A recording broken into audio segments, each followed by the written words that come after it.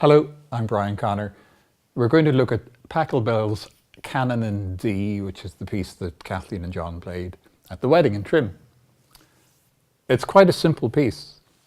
It moves slowly and it's quite repetitive and it's quite achievable for a beginner to play. We'll just look at what's on the page. It's 4 hands, 1 piano.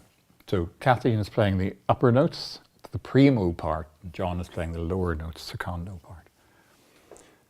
So it's a little unusual when we look at the page that we see there are 2 treble clefs instead of a treble clef here and a bass clef here.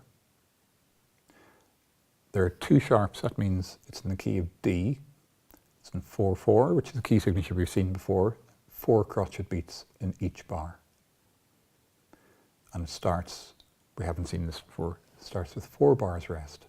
So Kathleen needs to count those and she comes in with this part.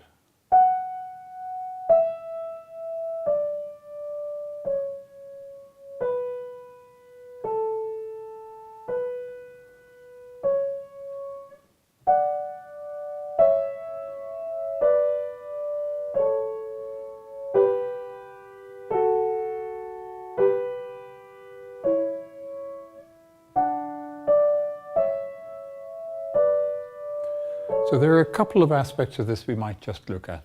One is the fingering that we're using here.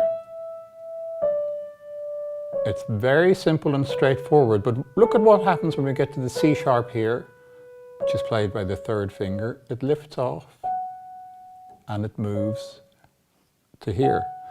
That's a perfectly fine thing to happen because it's happening at the end of a phrase. There are a 4-bar phrase here. When it happens at the end of a phrase, it's natural to have a little breath before we move on to the start of the phrase again. So that's why that happens there. Just watch this.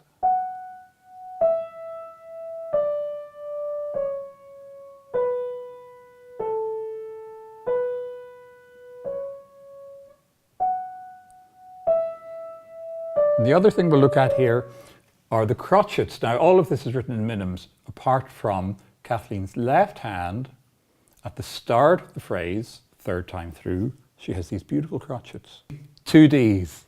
It doesn't look like very much on the page, but it provides great movement to the piece. It provides texture. It gives it that forward propulsion. So just remember to care about every note, especially the small notes that you might forget about. The big notes, you know, they can look after themselves.